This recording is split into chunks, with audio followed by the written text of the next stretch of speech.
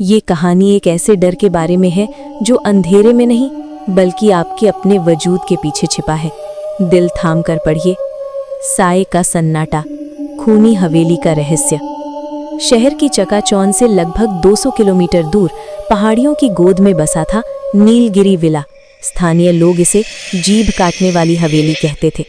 लोग कहते थे कि जो भी इस हवेली में रात गुजारने की हिम्मत करता वो सुबह अपनी जुबान खो चुका होता था या फिर अपनी जान।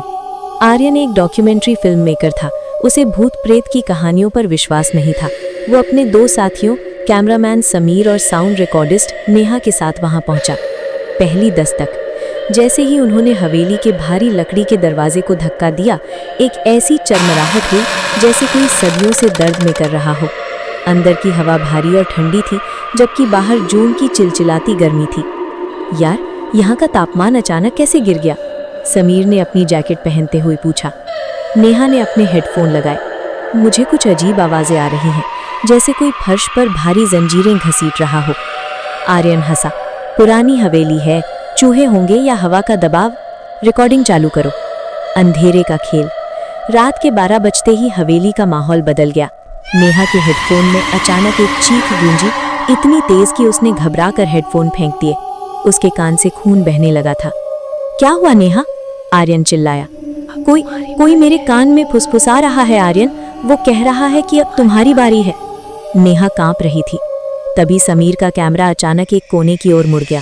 स्क्रीन पर जो दिखा उसने तीनों के खून सुखा दिए। कैमरे के नाइट विजन में सीढ़ियों के पास एक लंबी काली परछाई खड़ी थी। उसकी कोई आंखें नहीं थी, बस 2 खाली गड्ढे थे जिनसे काला तरल पदार्थ बह रहा था। वहाँ कोई है। समीर की आवाज गले में फंस गई। जब दीवारें बोलने लगी, वे भागकर मुख्य दरवाजे की ओर गए, लेकिन वो गायब था। वहां सिर्फ एक ठोस दीवार थी। हवेली के कमरे खुद को बदल रहे थे। वे एक कमरे में छिप गए। वहां दीवारों पर हजारों पुरानी तस्वीरें टंगी थी। जैसे जैसे आर्यन की टॉर्च की रोशनी उन पर पड़ी, उसे एहसास हुआ कि उन तस्वीरों में लोग चीख रहे थे। उनके मुंह कटे हुए थे और खून ताज़ा लग रहा था। अचानक समीर चिल्लाया। उसका पैर किसी ने फर्श के नीचे से पकड़ लिया था। फर्श की लकड़ी फटी और एक सड़ा हुआ हाथ बाहर निकला। बचाओ, आर्यन मुझे खींच रहा है। समीर को जमीन के अंदर घसीटा जा रहा था। आर्यन और नेहा ने समीर का हाथ पकड़ा, लेकिन ताकत इतनी ज्यादा थी कि समीर की हड्डियां टूटने की आवाज कड़क कड़क पूरे कमरे में गूंज उठी। एक झटके के साथ समीर फर्श के नीचे समा गया। सन्नाटा छा गया।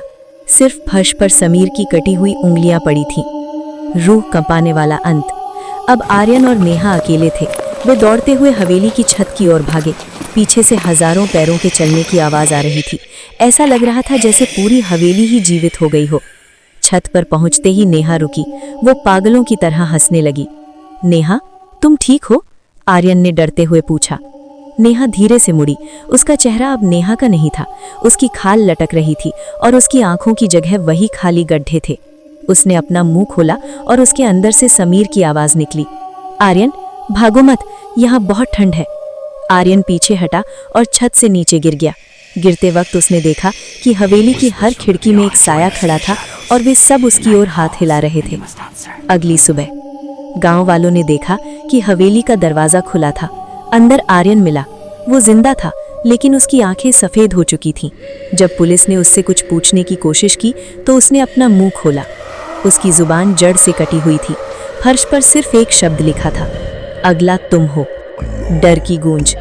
कहते हैं आज भी अगर आप उस हवेली के पास से गुजरें तो आपको समीर का कैमरा और नेहा के हेडफोन वहीं पड़े मिलेंगे, और अगर गलती से आपने उन्हें छू लिया तो आपकी परछाई आपसे अलग होकर हवेली के अंदर चली जाएगी।